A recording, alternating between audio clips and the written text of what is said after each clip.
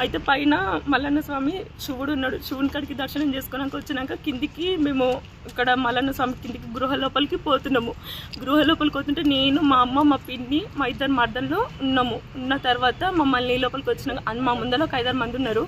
ఉంటే ఎందుకు మీరు వాళ్ళ దగ్గర అమౌంట్ తీసుకున్నా లేదు తెలియదు, మా దగ్గర ఉండి మీరు 100 రూపాయలు పెట్టి లోపలికి రండి అని అన్నారు.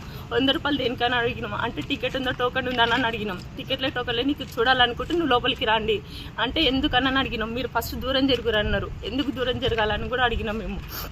అంటే కిందికి దిగు మాట్లాడు, బోసిదాన లంచదాన అంటే బోసిదాన లంచదాన అంటావు, నువ్వు కాపను అయితే నువ్వు కాపను, మేము కూడా గలీజ్గా మాట్లాడుతావు, నువ్వు కుటవా, మేము తక్కువ జాతలు నేను ఎక్కువ జాతలు నువ్వు కంటే విలువ ఉంటుందని కూడా మా అమ్మ అన్నది.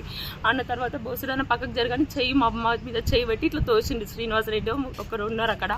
దొబ్బితే మా చిన్న పాప ఉండి మా అమ్మ నేను దొబ్బుతున్నావు అని ఇట్లా అన్నారు. తర్వాత మేము కిందికి వచ్చినాము. మేము ఏడ్చుకుంటే కిందికి వచ్చినాము. అక్కడ 1000 మంది జనాలు ఉన్నారు. ఎందుకు ఇట్లా మాట్లాడుతుంటే మీరు ఎందుకు నీళ్ళు దిగలేదని మమ్మల్ని కూడా తిట్టినున్నారు వాళ్ళు. కిందికి వచ్చినాక వీడు 5కి 5:30కి వచ్చినున్నాడు. వచ్చినాక గిట్లా అన్నారు రా, గిట్లా చేసిరా అంటే వీడు అడగని కోయిడు. అమ్మని పిల్లలు, మా అమ్మని మా పిల్లలు ఎందుకు దిగుతారు మీరు, మీకు ఏం అవసరం అడగడానికి అని నేను ఈయనకు చెప్తే వీడు అడగడానికి పోతే అక్కడ వాళ్ళు లేరు. కొబ్బరికాయల రూమ్లు ఉన్నారు. గ్రూప్లో పెట్టి చూసుకున్నారు, ఎంబల్లో చూసుకున్నారు. వీళ్ళు అప్పటికి 4 ఉన్నారు అక్కడ. 4 పట్టుకొని ఇష్టం వచ్చినట్టు కింద వేసి కొట్టినున్నారు వీళ్ళని. కొట్టిన తర్వాత ఉండి రూమ్లోకి తీసుకోరు. కొబ్బరికాయల రూమ్లోకి తీసుకోవడానికి ఇష్టం వచ్చినట్టు 2-3 గంటలు కొట్టిరని నాకు కొడుతుంటే మా అమ్మ వీళ్ళు ఆపడానికి పోతే వీళ్ళిద్దరు రూమ్లోకి తీసుకోవాలి, ఇష్టం వచ్చినట్టు కొట్టిరు.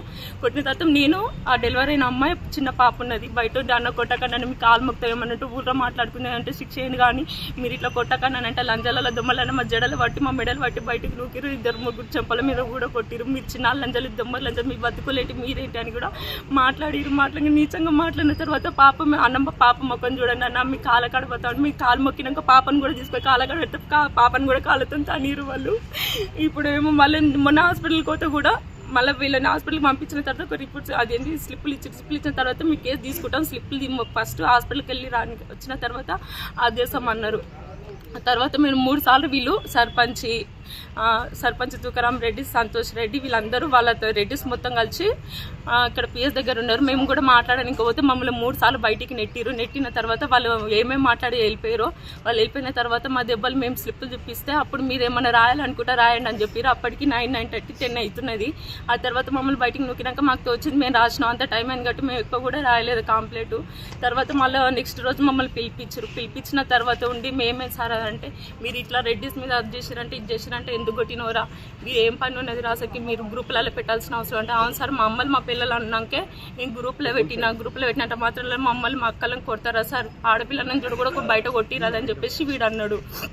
అన్న తర్వాత వీళ్ళకి పాపకు కూడా మేము నిన్న టైపింగ్ మంచిగా చేయాలని రిపోర్ట్స్ మళ్ళీ టైపింగ్ తీసుకొచ్చి మేము మళ్ళీ ఇదే పేపరు అక్కడ ఇచ్చినాము. మేము అందులో మంచిగా రాయలేదు, మేము కంప్లీట్ సరిగ్గా రాయకపోతే మేము ఆలోచించుకొని మళ్ళీ మంచిగా రాసి మేము ఈ టైపింగ్ చేపించుకొస్తే అక్కడ ఇచ్చినట్టు ఈ పేపర్ కూడా లేదు. అక్కడ ఈ జిరాక్స్ని మా దగ్గర పెట్టుకున్నాం మాకు ఇది ఉండాలని. అక్కడ చూస్తే అసలు ఈ పేపర్ లేదు, అందులో కొట్టినట్టు పాపను కొట్టినట్టు ఇక్కడ కూడా ఉంది. అసలు ఇక్కడ కూడా రాపించినాం మీ పాపని. ఇప్పుడేమో మీరేం చేసిరో, మీరు పాలించినట్టు మీరేం చేసిరో పాపకి మీ వల్లనే ఏమైందని ఇక్కడ మాట్లాడుతున్నారు సార్ మాట్లాడింది ఎస్ఐ సార్ మాట్లాడిండు.